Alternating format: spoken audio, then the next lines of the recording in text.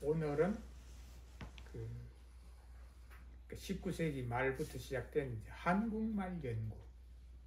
한국 사람에게 뭐 가장 중요한 거 하나를 딱 꼽으라 그러면은 한국말이지. 우리가 뭐 한국말로서 온통 생각해가지고 뭐 온갖 일을 하면서 살아가니까. 그러니까 한국말이 실제 한국 사람에게 가장 중요한 것이지만은 이게 뭐 물이나 공기와 같아가지고 그게 그렇게 중요한 걸 뭐 느끼지를 못하는 거죠. 그냥 막 우리가 배우고 쓰면 되니까. 그러나 이제 19세기 말에 이르려면은 한국 사람이 이제 한국말을 좀 제대로 배워야 된다. 한국말을 제대로 배워서 힘을 길러야 된다. 여러 가지 일을 할 수 있는, 특히 나라의 그 힘을 좀 길러서 다른 나라에게 지배를 당한다든지 이런 일이 없어야 되겠다는 이런 생각들이 커지니까 한국말에 대한 관심이 생겨나고 이제 한국말 문법을 연구하기 시작을 했던 거죠. 그래서 이제 20세기 초에 이르면 이제 한국말 문법 책이 나와요. 한국 사람이 이제 한국말 문법 책을 이제 써서 출판도 하고 하는 거죠. 그래서 이제 20세기 초반부를 지나면서 이제 한국말은 이런 문법 체계를 가지고 있다라는 것을 사람들이 대충 알게 된단 말이죠. 그러면 이제 19세기 말부터 현재에 이르기까지 한 130년, 40년 기간 동안에 이제 한국말 연구를 해왔는데 초기 단계에 한국말 연구를 대표하는 학자 두 사람을 이렇게 딱 꼽아보면은 여러 사람들이 있지만은 대체적으로 초창기에 주시경 선생, 그리고 이제 그 한국말 문법 체계를 나름대로 이제 좀 이렇게 완성하는 단계에서의 이 최연배 선생. 그러니까 우리가 이제 주시경 선생과 최연배 선생을 꼽을 수가 있어요. 주시경 선생은 어떻게 보면은 굉장히 뛰어나고 훌륭한 분이죠. 한국말 연구에 온 몸을, 온 힘을 다 이제 쓴 사람인데, 이게 지금 이제 국어 문법 전 주시경 저라 이렇게 되어 있는 책이에요. 이게 이제 이 사람이 지금 간송 예를 들면은 미술관에 소장하고 있는 훈민정어, 그거를 실제 이 안동에서 뭐라 그럴까, 소장을 했달까, 또는 그거를 예를 들면은 이 바깥 세상에 알려지도록 했던 그 사람이, 그러니까 그 사람은 일찍부터 이제 예를 들면은 이 한국말에 대한 뭔가 생각이 있었던 거예요. 그래서 그 사람이 이 책을 1910년대에 나온 이 책을 사서 겉 표지를 이렇게 싸고 속 표지가 이렇게 보관이 돼 있어요. 그러니까 국어 문법, 주시경 선생이 쓴 국어 문법의 표지 자체가 완벽하게 이렇게 보존된 거는 이 책인 것 같아, 내가 볼 때. 이게 없었더라면은 이게 벌써 막 이렇게 낡고 뭐 해가지고 막 그거 했었습니다. 그리고 뒷표지도 이렇게 깨끗하게 살아있는 거예요. 그러니까 이 사람이 지금 책을 갖다가 아주 소중하게 다룬 걸 알 수 있어요. 딱 이 책이 소중하니까 아예 새로 겉표지와 속표지를 이렇게 만들어가지고 한 거고, 이 책에 이제 보면은 처음에 이제 도장이 있어요. 도장이 이제 이게 뭐냐면은, 나 처음에는 이게 이제 예를 들면 누군지를 몰랐는데 나중에 도장을 보니까 이 한글장이에요. 이 한글장. 이 한글이라는 사람이 퇴계 후손인데 그 집안에서 이제 이 사람이 가지고 있던 책인데, 이게 내가 경매에서 샀어요. 경매에서. 주시경 선생의 국어문법 초반본이다. 그럼 이 책이 내용이 뭐 어떻게 보면 분량이 적어요. 그러니까 한국어 문법을 여기다가 이제 주식현 선생은 쭉 자기가 예를 들면 그 이리저리 이제 차려서 쓴 거예요. 그럼 이 내용이 나름대로는 아주 중요하고 뭐 또 그 당시로 보면은 뭐 뛰어나다 이렇게 말할 수가 있는 거죠.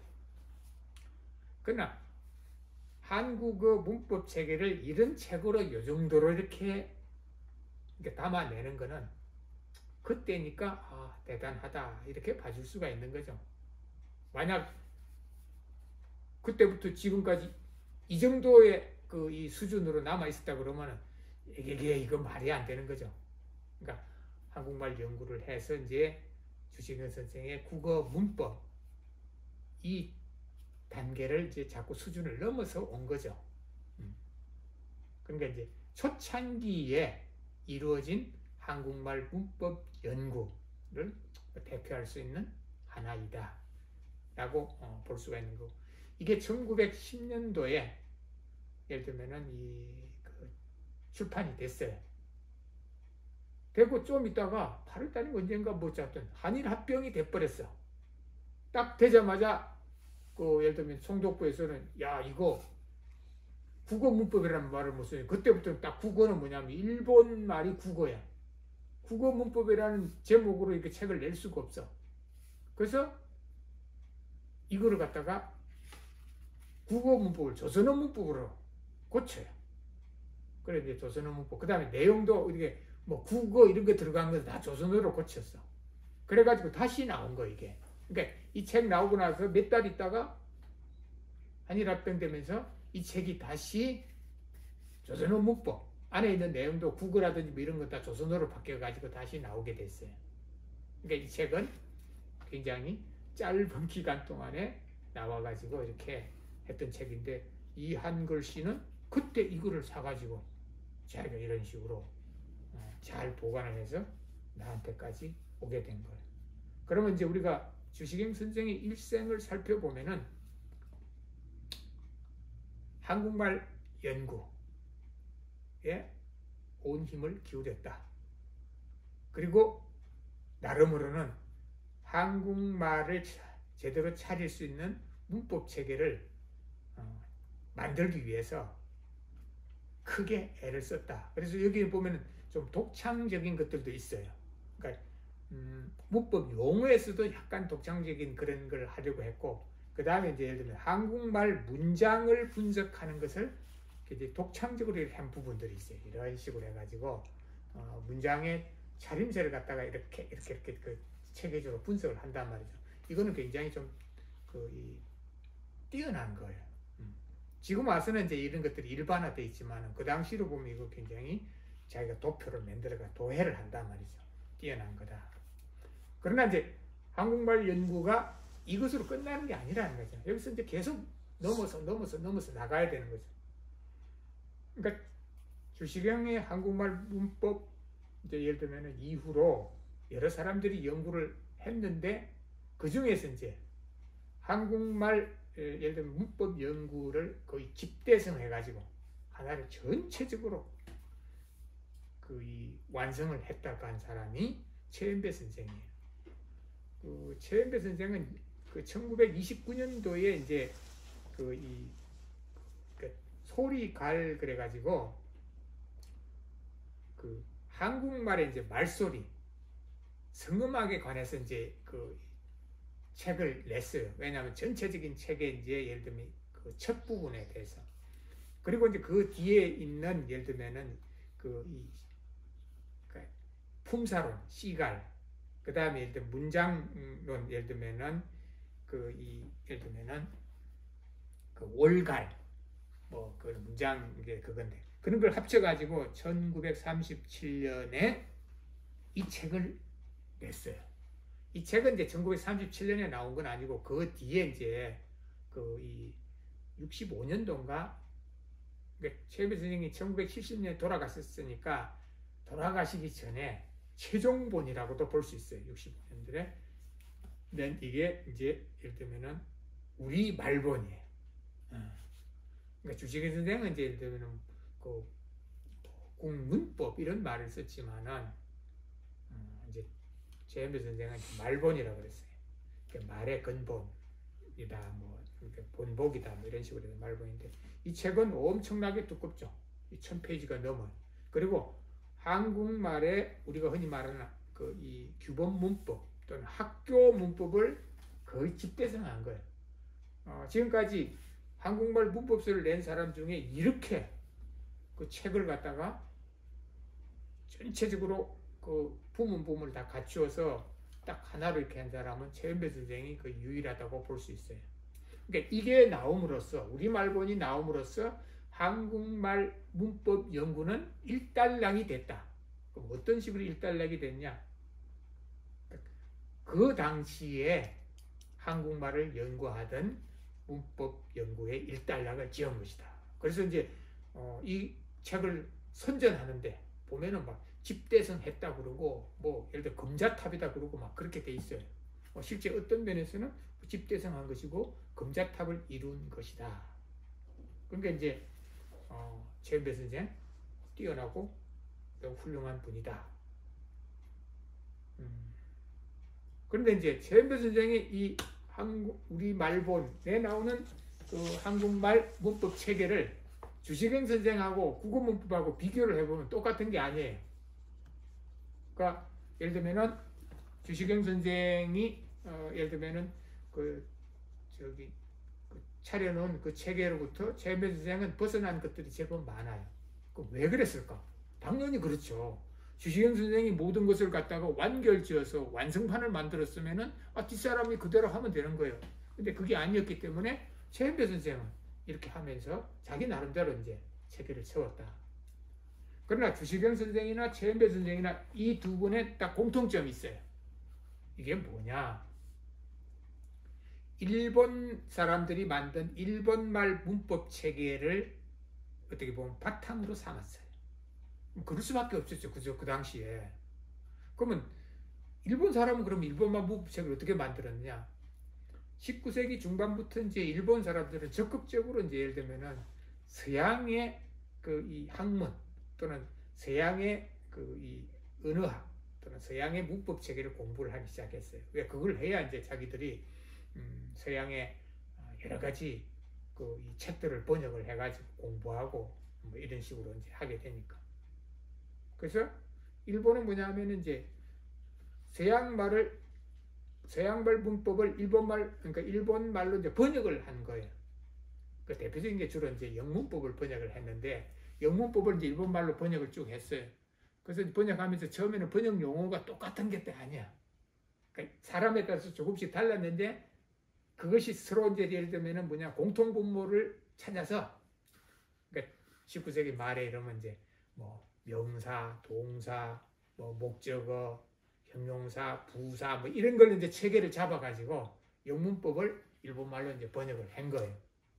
그걸 하고 나서 또는 하면서 이제 무슨 생각이 있냐면 일본말도 문법을 만들어야 된단 말이죠.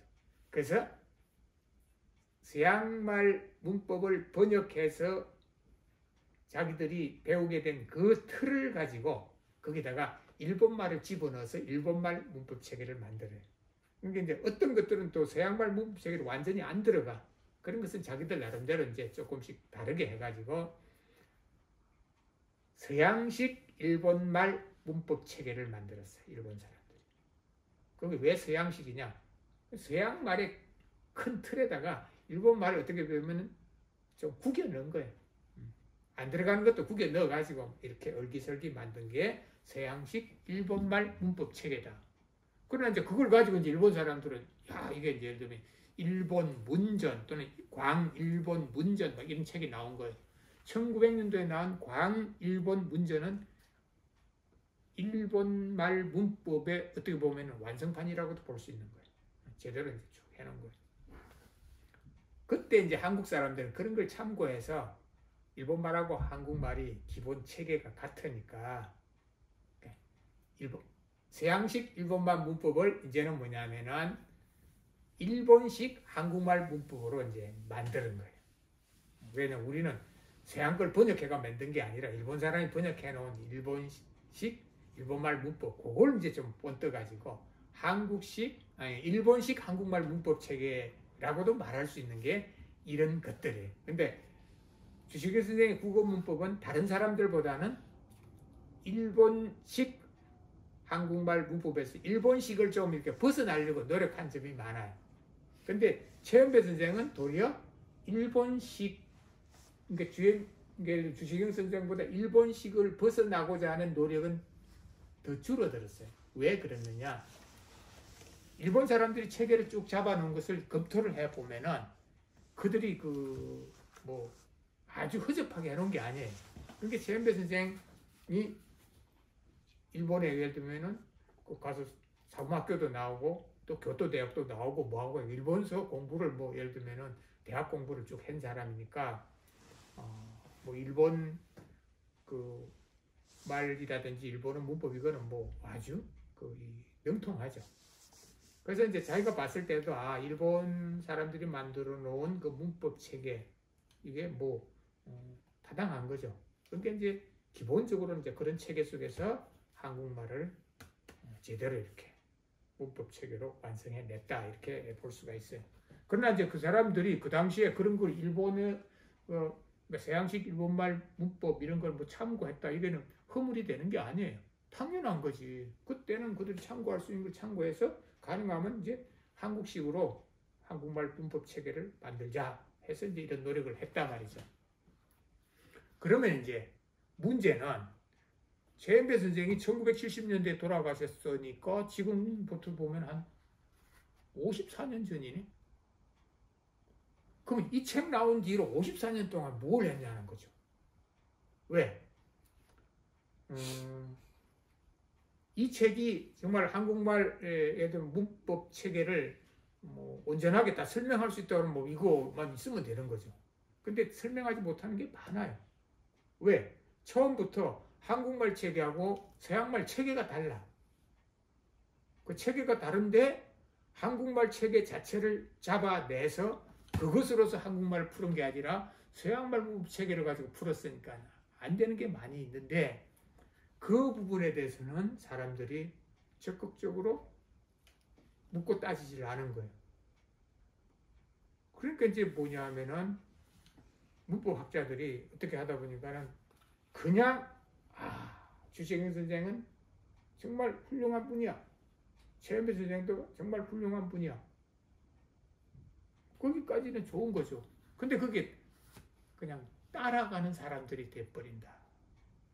그러니까 문법학자들 중에 다 따라가는 건 아니지만 많은 사람들이 그냥 따라가는데 그쳐버려요. 그러니까 한국말 문법 체계를 어떻게 새로 차려볼 것이냐 하는 문제가 아주 가볍게 다뤄지는 거예요. 그러니까 한국말이라는 게 체계 자체가 서양말하고 다르니까 한국말 체계에 바탕을 둔 한국말 문법을 만들어 보자. 당연히 이런 얘기들이 나오고 그것에다가 어떻게 보면 뭡니까? 학자로서 평생을 거기다 한번 딱 걸어볼만 하잖아요. 근데 자기 평생을 정말 한국말 이를 제대로 담을 수 있는 그런 문법 체계를 만드는데 새롭게 만드는데 평생을 걸어본 사람이 지금까지 내가 본 적이 없어. 그러니까 지금 어떻게 되느냐? 학교에서 가르치는 한국말 문법이라는 것은 좀 깊이 들어가면 이게 한국말을 제대로 풀어낼 수가 없는 거예요. 그래서 이게 천대를 받아 무시를 당하는 거예요. 그러니까 중고등학교에서 한국말 문법은 거의 안 배워요. 왜냐하면 그거 제일 간단한 건 대학 졸업한 사람들한테 물어보면 돼. 대학생들한테 한국말 문법 배워본 사람 그러면 배우기는 배웠는데 머릿속에 없는 거야. 그리고 몇 가지 물어보면은 영어에서 말하는 문법으로 말하는 거예요. 그러니까는 목적어가 뭐냐면 영어에서 말하는 목적어를 말하는 거예요. 근데 그래서 이제 한국말에서 목적어를 어떻게 나타내? 그러면 한국말에서 얼얼 붙어 있는 게 목적어라는 거예요.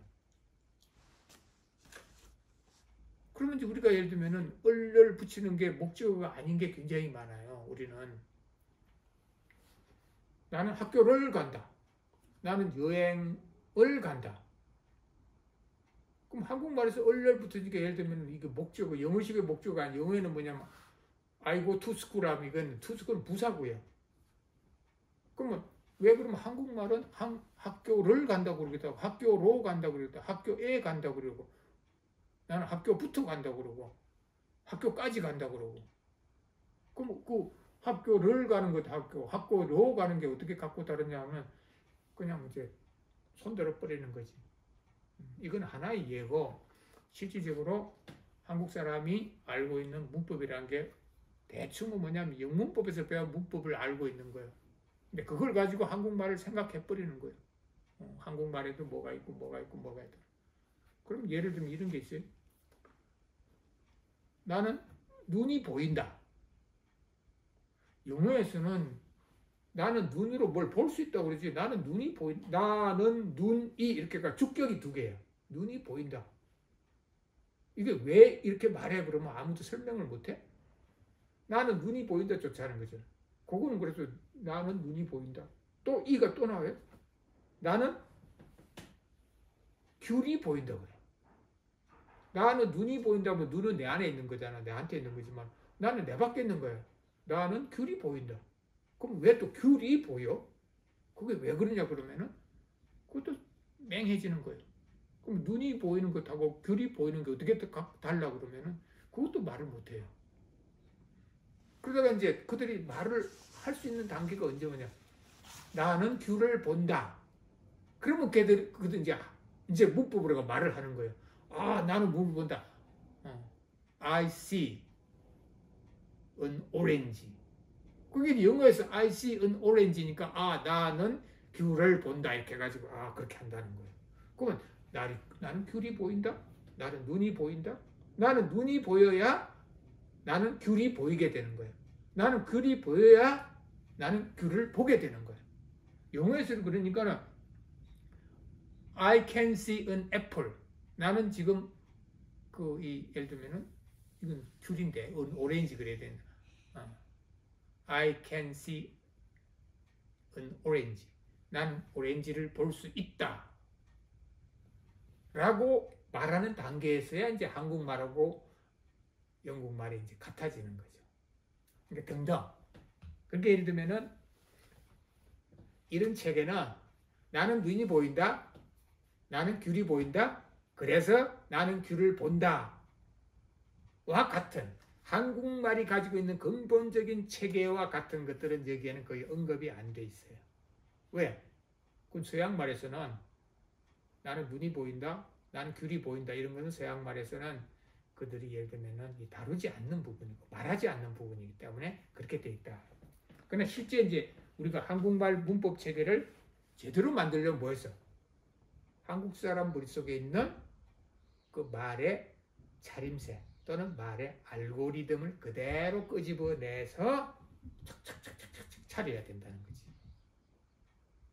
나는 어떻게 하다 보니까 처음에는 관심도 없었는데 20몇 년 전부터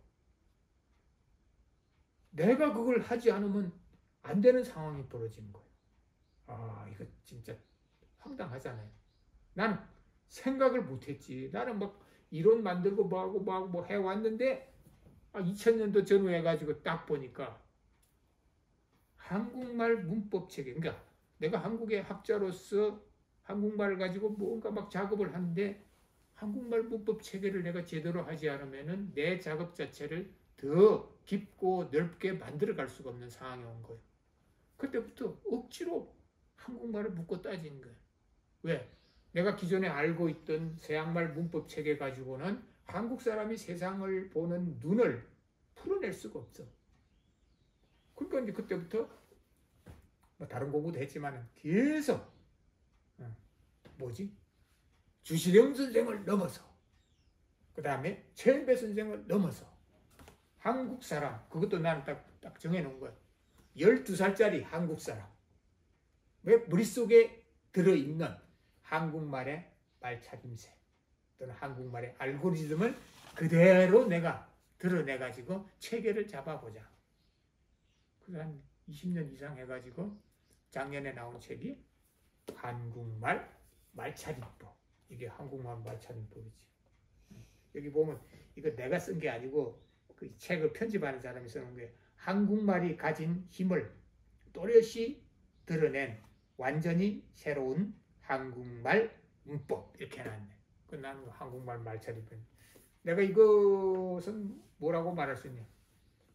한국말을 배우고서는 12살짜리 한국 사람의 머릿속에 들어있는 한국말의 차림새를 그대로 한번 담아내 보자.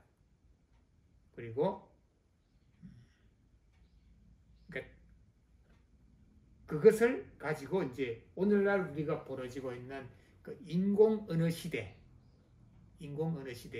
한국말과 인공언어를 서로 이렇게 연결 지을 수 있도록까지 한번 만들어 보자. 이런 생각을 가지고 한 거죠.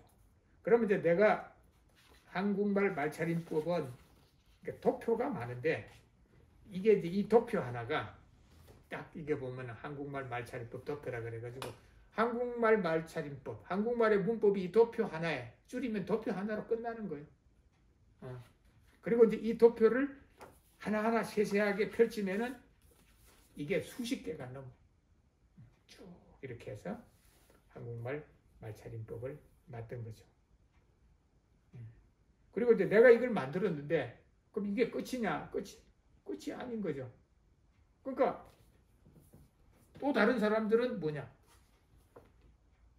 주시경을 넘어서 최연배를 넘어서 최봉령을 넘어서 한국말 말차림새를 좀 더 잘 차려낼 수 있는 그런 길을 가야 되겠죠. 근데 우리는 아까 얘기했지만은 1970년도에 최연배 선생이 세상을 떴는데 그 이후로 50몇 년 동안 잠잠했던 거예요. 뭐 여리저리 막 문법에 대해서 논의들도 있고 논문도 많이 썼지만 크게 보면은 별로예요. 적어도 한국말을 풀어내는 데 있어서는 그 결정적인 것들이 있는데 그걸 전혀 손을 못 댄 거예요. 그러니까 누구든지 한국말을 풀어내는 데 있어서 결정적으로 지금 뭔가 그 제대로 하지 못하는 부분들 그걸 찾아서 그걸 할 수 있도록 만드는 일을 해야 된다. 그러니까는 나는 이제 이거 보면 그렇죠. 야, 그래. 그 당시에 이런 일을 했으니까 얼마나 대단한 거예요. 그 다음 또 이때가 뭡니까? 일제강점기야. 정말 한국 사람이 한국말을 가장 소중하게 여길 수밖에 없는 그런 시대예요. 그때 최연배 선생이 어떻게 보면 머리 싸다며 했겠죠. 이런 책을 냈는 거지. 그러면은 이게 작년에 이루어진 게 아니라 이거 자체는 2019년 8월 2일 날 내가 이제 책을 완성을 해가지고 그걸 또 한 5년 동안 막 계속 붙들고 막 고치고 뭐하고 해가지고 작년에 이렇게 책을 냈어요. 그러니까 이 지금 영상을 보는 분들 좀 마음에 새겨 두십시오. 최봉령이가 낸 이 한국말 말차림법 이걸 넘어서 좀 더 잘 차려낼 수 있는 그런 새로운 한국말 말차림법은 여러분들에게 주어져 있어요. 여러분들이 그걸 하면 돼요. 선생님께서 책을 내시고 한국말 말차림법이라고 이름을 지으셨잖아요. 그러면 말을 차려야 된다는 말씀이신 건데 말을 잘 차려야 되는 까닭에 대해서 마지막으로 한 말씀 해주시겠어요? 그러니까 예를 들면은 최연배 선생이 우리 말본이라고 했어. 그게 대해서 내가 할 말이 많아. 왜냐면 주식현 선생 그 당시에 이제 예를 들면은 그 한국말을 이제 국어라고 그랬으니까 이제 당당해진 거지. 그러다가 국어 문법 책 냈는데 몇 달 있다가 한일합병 되니까는 이게 국어가 아니고 조선어 문법으로 바뀌었어요. 참 슬픈 역사지. 그러면 최연배 선생은 조선어라고는 이제 부르기 싫은 거야. 왜? 그 조선어는 뭐냐면 일본의 그 이 행정구역 쪽에 하나로 편입돼 버린 거란 말이지. 일본 말을 국어라고 가르치고 학교에서 조선어는 조선어라고 가르친 거예요. 그러니까 예를 들면은 그 당시에는 국어 문법이란 뭐 이런 말을 쓸 수도 없는 거죠. 그러니까 최연배 선생은 여기다가 뭐 국어나 조선어가 아니고 조선어 말본 이런 거 아니고 이제 우리 말본 한 거죠. 왜? 우리는 이게 뭐냐면은 마음속에 있는 하나의 이 뭐랄까 딱 내가 설정해 놓은 집단이거든. 최연배 선생이 생각한 우리는 일본 사람은 우리 속에 포함 안 되는 거야. 한국말 배우고서는 본래의 우리만 딱 한정 지은 거예요. 그리고 말본, 이건 말의 본새, 본바탕 이런 식으로 이제 말본이라는 이름을 지었는데, 그러니까 한국말 연구에서 한국말의 본바탕 뭐 이렇게가 말본이 말을 지었는데 또 이 이름을 사람들이 널리 안 썼어. 지금도 말본 그러면은 많은 사람들이 그거 뭐야 이렇게 뜬단 말이지. 그러면 나는 이제 한국말을 말차림법을 쭉 연구를 했는데 그러면 왜 이걸 말차림법을 했느냐? 그 이전에 한국말을 한국말이라고 말하는 사람이 거의 없어요. 한국말 뭐라고 그래? 공식 용어가 뭐야? 한국말은 공식 용어가 아니에요. 한국어야. 한국이 한자니까 그 뒤에는 어가 붙어야 된다 해가지고 이게 표준 그게 한국어야. 그러니까 고등학교 교과서에도 보면 한국어 이렇게 나오지 한국말은 없어. 그러면 나는 뭐냐면은 내가 배운 게 말이지 어를 배운 게 아니잖아. 그러니까 나는 한국말이야. 최연배 선생님 우리 말본 할 때 최연배 선생님 왜 말본이라고 그랬겠어요? 최연배 선생님이 배운 게 말이지 어를 배운 게 아니야. 그래서 말본 했단 말이지. 그럼 나는 예를 들면 말본 안 하고 왜 말차림법 했느냐? 말은 사람들이 차린 거지. 막 본을, 그러니까 최연배 선생은 그 본을 내가 찾아내겠다는 거고 나는 찾아내는 거 관심이 아니라 한국 사람이 차려놓은 그 차림을 그대로 드러낸다. 그러면 한국 사람에게 뭐 세상이라는 것은 뭐냐? 자기 나름대로 이렇게 뭔가 차려가야 돼. 사람이 살아갈 때 제일 먼저 차려야 되는 게 뭘 차려야 되냐? 기운을 차려야 돼. 기운, 그래도 사람 기운 좀 차려라 그러잖아요. 기운을 차려야 사는 거예요. 그 다음에 사람이 또 차려야 되는 게 있어. 정신을 차려야 돼. 정신 좀 차리라고 그러잖아요. 정신 못 차리면 뭐 황당하게 살아가는 거지. 그럼 정신을 차리면 사람이 또 사람답게 살려면 뭘 차려야 돼? 염치를 차릴 줄 알아야 돼. 체면을 차릴 줄 알아야 돼. 그리고 이제 그거 가지고는 자기가 시집가고 장가가도 살림도 차리고 또 이제 뭐 돈 좀 벌고 사회 활동하려면 뭐 가게도 차리고 회사도 차리고. 그러니까 한국 사람들은 기운 차리는 것부터 시작해가지고 세상을 살아간다는 것은 자기에 필요한 모든 살림을 차려서 사는 거예요. 그러니까 거기서 가장 중요한 게 뭐냐? 한국 사람은 한국말을 머릿속에 착 차리는 거예요. 그러니까 말은 본래 차리는 거예요. 그냥 아무렇게나 늘어놓는 게 아니라 차리는 거예요. 그러니까 한국 사람들에게 말이란 뭐냐? 다 머릿속에 차려져 있는 거예요. 그 차려져 있는 것에 법, 형식을 내가 이제 제대로 만들어 보겠다 해서 한국말 말차림법. 그래서 우리가 한국말 문법 그러면 또 학생들이 요즘엔 한자를 안 배웠으니까 문법 그럼 이게 뭐 문이 뭐고 법이 뭐야 잘 몰라요. 문법이 뭔지. 그러니까 한국말 말차림법 그러면은 뭐 차리다 법 그러면 한국말 말차림법. 그리고 따지고 보면 그게 이제 뭐냐면은 한국 사람의 머릿속에 있는 요즘 말하면 그 알고리즘 체계 이거하고도 연결이 돼. 그래서 한국말 말차림법 이렇게 붙인 거죠. 한 가지만 더 여쭤보면요. 말을 잘 차려야 되는 까닭은 뭘까요? 예를 들면은 사람이 살아가는 것은 뭐 힘이냐? 1차적으로는 내 몸에서 나는 몸의 힘이고 두 번째는 뭐냐? 말의 힘이야. 개하고 사람이 한 1만 년 이상 같이 살았다는데 보면 개는 1만 년 동안에 변한 게 거의 없대요. 학자들이 연구하는 거.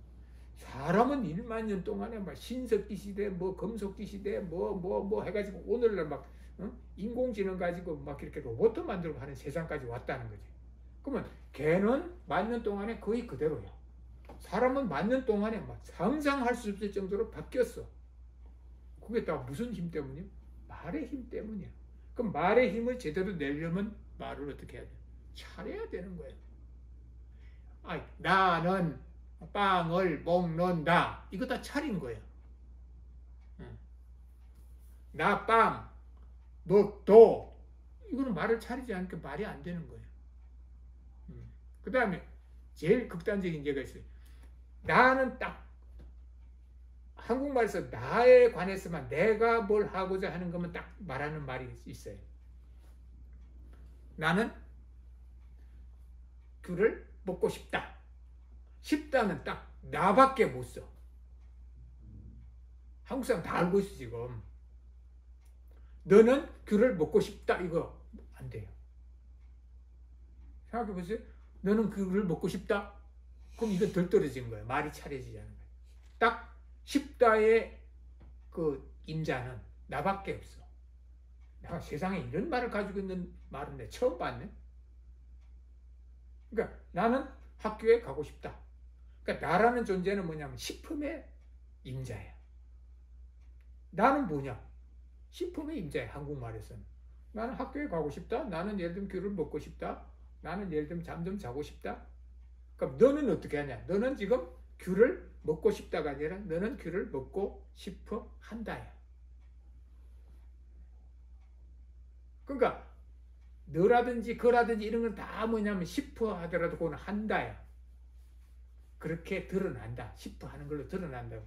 나는 바로 그대로 가는 거야. 나는 귤을 먹고 싶다. 그러니까 이제 한국 사람에게 싶다도 나를 말할 때는 나는 귤을 먹고 싶다라고 찾아야 되고, 너를 말할 때는 너는 귤을 먹고 싶어 한다. 뭐 할 것이다. 뭐 했다. 이런 식으로 하다를 붙여야 되는 거예요. 이런 것이 이제 말을 차리는 거잖아요.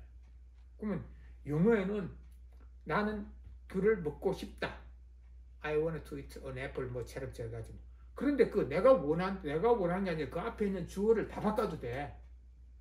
She want, he want, you want, they want 다 되는데 우리는 아니야.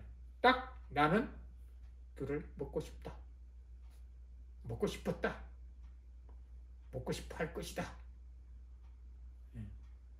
근데 이제 예를 들면 먹고 싶어 할 것이다 이거는 뭐냐면은 다 되네. 너는 귤을 먹고 싶어 할 것이다. 나는 귤을 먹고. 왜 그거 다 될까요? 그거는 아직 일이 아니야. 미래에 벌어질 것이야.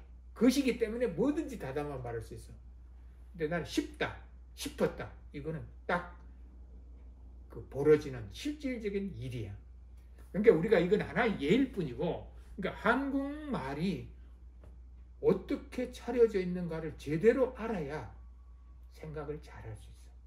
그리고 생각의 힘을 제대로 잘 키워서 쓸 수가 있어. 그런데 이제까지 우리는 이런 걸 잘 몰라.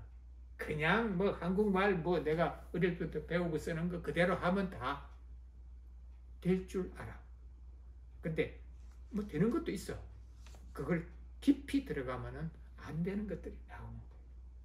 그래서 말은 차려서 하는 것이지.